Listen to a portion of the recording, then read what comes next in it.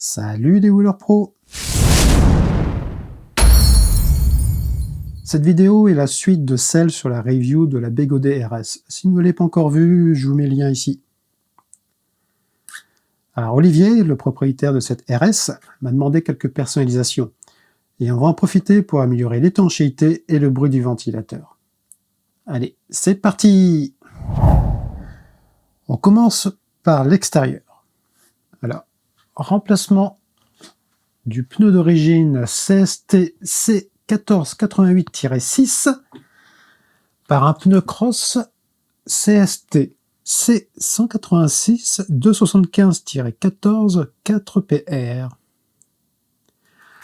Alors, le 14 pouces correspond à la taille de la jante, mais c'est un 18-19 pouces en diamètre extérieur. Rien de particulier pour le changement de pneu, il est gonflé à 1,9 bar pour 2,1 bar maximum. Le bouton poussoir a été remplacé par un lumineux. J'en ai profité pour étancher le passage du bouton poussoir. J'ai soudé les fils venant de la carte mère et pour l'éclairage, je récupère le 5 volts sur la prise USB. Avec le circuit imprimé, c'est plus facile qu'auparavant. Comme la prise USB est alimentée quand la roue est allumée, ça allumera le BP en même temps. Sans oublier de la gaine thermo pour protéger les cosses. Toutes les vis des panneaux latéraux sont remplacées par des vis inox BTR 3x8 à tête réduite. Je vous mets le lien en description. La mise en place de grilles pour protéger les haut-parleurs. Aussi, le lien en description. Alors, première étape, je les ai positionnés pour déterminer la tangente entre les deux tours de grille. J'ai coupé les parties correspondantes à la Dremel en laissant un peu de marge. Et ajustement à la lime pour avoir une coupe bien droite. Forer les trous. Et attention, les vis fournies avec les grilles sont en carton. Après en avoir cassé deux, j'ai mis les mêmes vis que pour les panneaux latéraux. Juste eu à agrandir les trous à 2,5 mm. Alors, une fois posées, les grilles peuvent bouger. Pour éviter un bruit intempestif, Olivier est très chiant pour ça, j'ai mis du silicone noir pour les maintenir. Alors, le grip des pédales d'origine est enlevé et remplacé par du grip Vicious. Alors, un conseil, sauf si vous voulez conserver les parties en caoutchouc rouge et donc découper les fentes correspondantes dans le grip, arasez les parties qui dépassent. Si vous collez le grip directement, il va se découper au niveau des surépaisseurs, comme il y a une zone de frottement plus importante. Et lors du collage du grip, chauffez-le au sèche-cheveux pour améliorer le collage. Alors, en remplacement des supports de pédale version basse par ceux en version pédale haute. Donc 4 vis par support, et c'est terminé. C'est bien plus simple que sur les versions avec un axe moteur. Et 12 mm de hauteur de pédale en plus. Alors, pédale en nid d'abeille de chez Begaudet. Ces pédales offrent un réglage de l'inclinaison. Il y a 2 vis sans tête qui sont accessibles à la base. Donc pensez à mettre du frein filé quand vous avez trouvé votre réglage pour ne pas perdre ces vis et votre réglage. Alors ces pédales sont plus grandes et plus lourdes que celles d'origine. 970 grammes contre 735 grammes pour celles d'origine. Du fait de leur taille, elles butent sur le décroché des panneaux latéraux. Et du coup, la distance des aimants est plus importante, ce qui diminue la force pour les retenir. Les grilles de haut-parleurs n'arrangent pas non plus. Il y a 3 vis pour éviter de glisser qui touchent. Et pour ne rien arranger, les aimants des pédales nid d'abeille sont inversés par rapport à celles d'origine. Mais bon, il suffit de décoller le logo, c'est du double face, et de retourner l'aimant après avoir dévissé la vis. Mais pour améliorer encore la retenue des pédales, j'ai remplacé les aimants des panneaux latéraux par des aimants en néodyme. Ils sont un peu plus puissants. Du coup, ça tient un peu mieux. Pour l'intérieur, alors j'ai tout d'abord mis en place un fusible de 10 A dans le circuit de charge. Alors de base, les nouvelles Begaudet sont protégées des courts-circuits sur les ports de charge. La protection se déclenche à 20 A, d'après les caractéristiques. Et en passant, ces 20 A ne sont pas le courant max conseillé pour la recharge. C'est 10 A, soit en utilisant les deux prises de charge, 5 A chacune, ou une seule prise si celle côté chargeur est câblée en double pin. Alors je n'ai pas testé cette protection à 20 A, ce n'est pas ma roue et j'ai pas forcément les pièces de rechange s'il y a un problème, et pas trop d'informations sur cette protection. Alors c'est un porte-fusible auquel j'ai soudé des prises XT30, de cette manière je l'intercale facilement dans le circuit de charge. J'ai mis un fusible d'avance au cas où, calé dans la mousse avec le porte-fusible pour éviter le bruit en roulant. Et si malgré tout un problème quelconque du porte-fusible empêche la recharge, il suffit de le déconnecter et de rebrancher les prises XT30 comme à l'origine. Alors, avec le fusible, il vaut mieux limiter la charge à moins de 10 ampères pour ne pas le faire fondre. Ça tombe bien, Olivier et moi ne chargeons pas à plus de 8 ampères grand max en cas de besoin. Alors, renommage de la roue. Très utile en recours avec plein de roues aux alentours. Si vous voulez voir comment faire, je vous mets le lien vers un post sur Esprit Roue en description. Alors maintenant, on passe à la ventilation de la carte mère de l'ARS. Donc voici le ventilateur d'origine installé dans cette ERS. Alors, on a deux problématiques avec ce ventilateur. Premièrement, c'est son emplacement. Alors, à la base, il est installé ici, entre deux éléments de coque. Seul endroit assez large pour que ça passe. Par exemple, ici, ça passe plus. Alors, cet emplacement pose problème parce que quand vous démarrez donc, sur un pied, la coque se déforme un peu. C'est pas super rigide. Et comme c'est coincé entre deux éléments de coque, ça vient compresser le boîtier du ventilateur, ce qui fait que les pales viennent frotter contre le boîtier. Donc on a déjà vu un cas sur Facebook là, tout récemment d'un ventilateur entièrement détruit parce que ça devait être trop appuyé. Le second problème de ce ventilateur, c'est le bruit qu'il fait. Quand il se met en route, vous l'entendez, hein, c'est impossible à rater. Donc l'idée, ça va être de remplacer par du Noctua, donc similaire au niveau dimension, donc du 40 mm par 40 en 20 mm d'épaisseur. Alors je vous mets en plus gros plan la référence, donc c'est du NF A4 par 20 FLX en 12 volts et en 3 fils. Pas la version 4 fils, hein, sinon vous n'allez pas pouvoir le faire marcher. Donc on a plus, moins, et on a un retour pour la vitesse de rotation utilisée par les cartes mères d'ordinateur. Là, dans l'usage qu'on en a, on a juste besoin du plus et moins, donc le rouge et noir. Le fil jaune sera inutile pour nous. Donc ces caractéristiques du Noctua, on les connaît. On a donc 5000 tours minute alimenté en 12 volts directement. On a un flux d'air de 9,4 m3 par heure et un bruit de 15,9 dB. Donc 15,9, c'est vraiment très silencieux. Hein. Une pièce très silencieuse, c'est du genre du 30 dB, hein, pour vous montrer. Fin de comparaison. Par contre, ce ventilateur-là, j'ai pas réussi à trouver de caractéristiques. Donc, ce que je vous propose, c'est de comparer ces deux ventilateurs. Donc, on va essayer de comparer les flux d'air et le bruit qu'ils font. Alors, ce ne sera pas des mesures scientifiques, mais ce sera plus des mesures pour comparer entre les deux, pour voir les différences. Donc, ce que je vous propose, c'est que je prépare pour faire la comparaison et je vous reprends tout de suite. Donc, maintenant, on va comparer le bruit des ventilateurs. Donc, j'ai ici le ventilateur d'origine qui est connecté à mon alimentation en 12 volts. Donc, j'ai juste qu'à le brancher pour pouvoir le faire tourner. J'ai une application sur mon téléphone qui mesure le bruit en dB, genre sonomètre. Alors, je précise, hein, c'est pas une mesure précise scientifique. Je doute fort que mon téléphone soit calibré pour mesurer correctement. Mais c'est toujours pareil, c'est pour faire des mesures comparatives entre les deux ventilateurs. Allez, je le branche.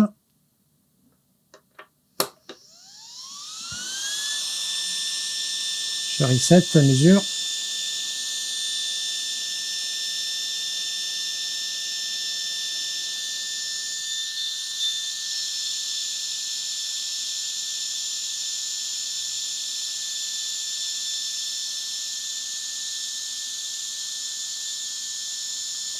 Donc on arrive à 66 dB en moyenne.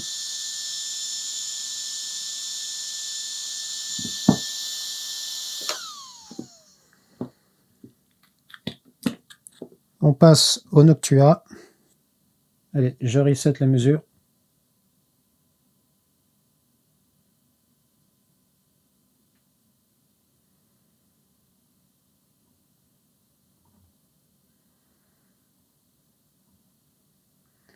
Donc on arrive à une moyenne de 48-49 dB. Donc il y a quand même une sacrée différence, ça s'entend déjà rien qu'à un niveau enregistrement au niveau du micro. Maintenant on va s'occuper de comparer les flux d'air. Donc j'ai un appareil qui me permet de contrôler soit la vitesse, genre un nénomètre, ou un flux d'air, donc en mètres cubes. Pour ça, je me suis créé un petit cône en carton pour pouvoir adapter d'un côté le ventilateur à ses dimensions et pouvoir positionner la sonde ici. Alors, toujours pareil, hein, comme pour la mesure du bruit, c'est pas une mesure scientifique. Hein. J'ai pas cherché à calibrer l'appareil. Là, il est mis en mètres cubes par minute, alors qu'on a les informations pour le Noctua en mètres cubes par heure. Donc ce ne sera pas directement égal. C'est vraiment juste pour comparer les mesures entre les deux ventilateurs, hein, toujours pareil. Allez, première mesure avec le ventilateur d'origine.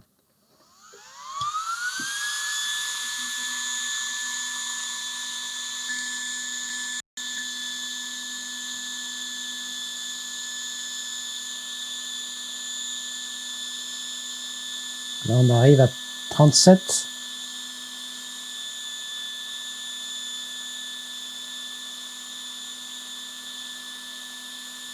Donc là, une mesure de 37 mètres cubes à la minute. Alors, c'est pas du tout possible, hein, vu la taille des ventilateurs, donc c'est vraiment pas calibré. Allez, on passe en Noctua.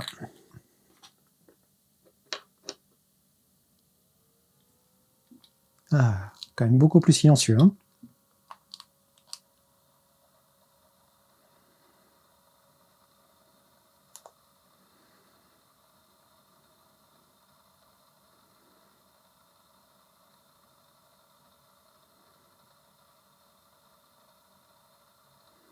Donc, pratiquement 10. Ouais, on est arrivé à 10. Donc, conclusion, on a le ventilateur d'origine qui souffle presque 3 fois et demi plus qu'un Noctua. Alors, ce ventilateur d'origine, je dirais, c'est certainement un ventilateur pour les ordinateurs qui sont en salle informatique. Vous savez, on appelle ça des lames qui sont en 1U d'épaisseur, et donc vous avez juste la taille pour mettre ce type de ventilateur. Donc une salle informatique, le bruit, on s'en fiche un peu. D'ailleurs, si vous êtes déjà allé dans une salle informatique, il vaut mieux mettre des bouchons d'oreille tellement c'est bruyant, parce qu'avec tous les ventilateurs qu'il y a, ça y va à fond. Donc, est-ce qu'il n'est pas un petit peu surdimensionné pour le refroidissement de notre carte mère de RS? Peut-être, peut-être pas, je ne sais pas. Alors, ce que je vais faire pour cette RS, c'est mettre 2 ventilateurs. Comme ça, au moins, l'écart sera moins important. Donc, on aura un flux de 20 avec mes mesures et comparé au 30-35. Et il ne reste plus qu'à voir où les mettre. Allez, je reprépare pour vous montrer mes réflexions. Alors, pour l'emplacement des ventilateurs, donc là j'en ai 2 à placer. Donc, rappel, l'emplacement d'origine, c'est pas une bonne idée. Une possibilité, ce serait si vous n'utilisez pas les haut-parleurs, ce serait d'enlever le module haut-parleur, et comme ça vous avez de la place ici pour pouvoir les mettre, et éventuellement en faisant un guide pour canaliser l'air vers la carte mère. Mais par contre, comme Olivier veut conserver les haut-parleurs, je vais les installer ici. Donc au niveau place, ça passe. Donc entre le support de buzzer qui n'est pas utilisé et ici un des supports des inserts pour fermer le panneau. Donc le principe, je vais les coller ensemble avec du cafuter, donc silicone très adhésif, très résistant. Ensuite, je vais les coller à la coque et aux éléments de la coque pour qu'ils tiennent bien en place. Alors, au niveau des connexions, je vais utiliser les fils d'alimentation pour les mettre en parallèle pour venir se brancher sur la prise dédiée au ventilateur. Donc je fais cette préparation en voix off, en caméra off, et je vous montre le résultat final. Donc, après avoir collé ensemble les ventilateurs, mis une prise JST 2.5, donc juste à sertir avec une pince à sertir. J'ai collé les ventilateurs sur la coque, ainsi que sur le côté, là, sur le fût qui tient l'insert métallique. J'ai quand même coupé l'angle ici du ventilateur, parce que sur le panneau latéral, ça touchait sur la partie ici qui est courbe. Comme ça, là maintenant, ça passe sans aucun problème. Donc, ce que je vous propose, c'est de voir ensemble à quelle température le ventilateur se déclenche. Comme ça permettra de contrôler s'il fonctionne bien et à quelle température il s'arrête. Donc pour ça, j'utilise un simple sèche-cheveux pour faire monter en température la carte mère. On a EUC World qui montre la température envoyée par la carte mère et on va voir tout ça. Donc pour vous montrer les ventilateurs en fonctionnement, je vais utiliser une autre caméra. C'est la caméra haute. Allez, c'est parti.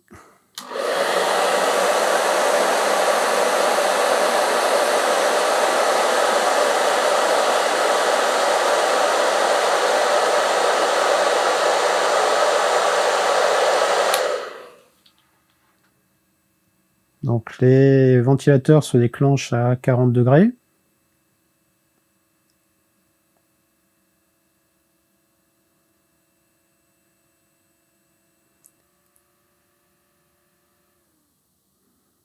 Et ils s'arrêtent vers 35 degrés.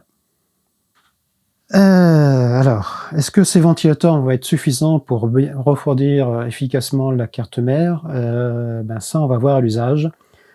Là, on est en hiver, donc ça va être difficile de juger le refroidissement. Donc, il va falloir attendre cet été une grosse température pour voir si ça marche bien.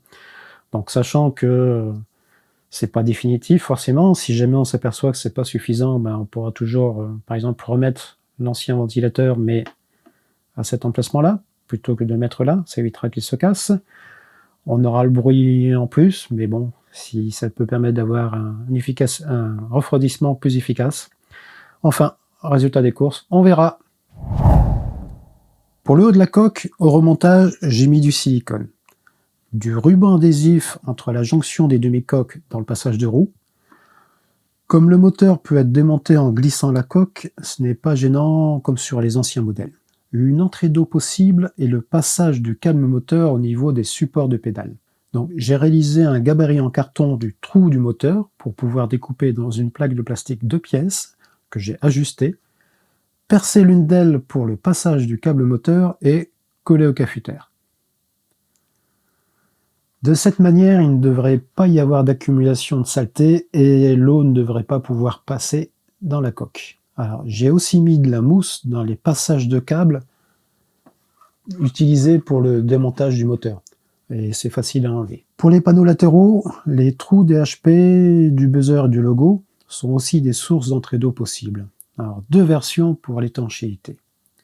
Version 1, joint en silicone. Alors, pour créer un joint en silicone tout en permettant le démontage des panneaux, j'ai enduit de graisse de vaseline les bords des puits. Alors attention, il s'agit de mettre une fine et régulière couche de graisse. Ensuite, j'ai mis du silicone noir sur les supports de HP, de buzzer et du logo. Alors une précision, l'écart entre le bord des puits et les supports de HP, buzzer, est assez importante. Du coup, il faut mettre une bonne couche de silicone. Pour l'exemple, pour le côté HP, j'en avais pas mis assez, j'ai dû en rajouter. Donc ensuite, je remets en place les panneaux avec les vis, attendu que le silicone durcisse, et j'ai procédé au démoulage. La graisse, avant de démoulant, il est possible de retirer les panneaux sans détruire les joints de silicone. Alors attention, il faut exercer une traction pas trop forte et régulière pour que le silicone se sépare des panneaux sans se déchirer. Et voici le résultat. Version 2, trou des panneaux bouchés. Alors sur une autre paire de panneaux, j'ai coupé les puits, donc avec un outil multifonction, collé une plaque en plastique à la colle cyanolite, Alors, j'ai aussi utilisé la colle sénélite comme primaire d'accrochage, en mettant une fine couche.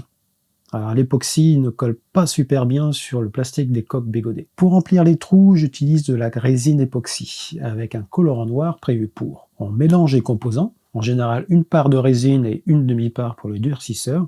Alors, chut, c'est la balance de cuisine de ma femme. On mélange au moins 5 minutes pour que ça soit bien homogène, et j'ajoute le colorant. 2-3 gouttes suffisent. Et attention, c'est super tenace comme colorant.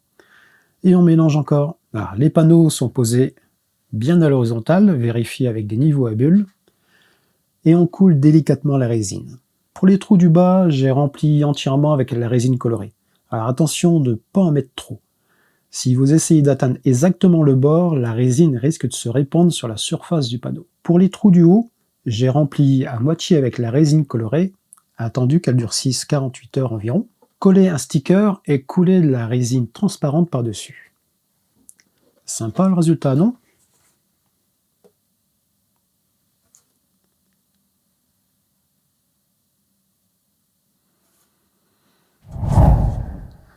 Les seuls trous restants sont ceux pour l'aération du panneau latéral côté carte mère, ceux sous les phares. Alors, ils peuvent être gérés facilement, soit un ruban adhésif ou capote transparente comme celle qu'affectionne Olivier. Et dernier passage au niveau du trolley. Alors pour ce dernier passage, j'ai sur ma MS3 que j'utilise en roue taf, mis une protection réalisée avec un fond de tiroir Ikea. Alors ce n'est pas esthétique, mais efficace, et en repliant la protection, le trolley est toujours utilisable.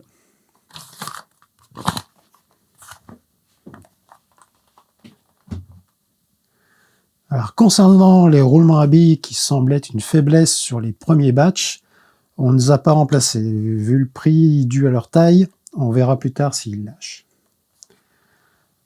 C'est terminé pour la personnalisation de la RS. Des questions, des réactions? La zone commentaire vous attend. Pensez à vous abonner pour nous soutenir et roulez prudemment. À bientôt les Wheelers Pro.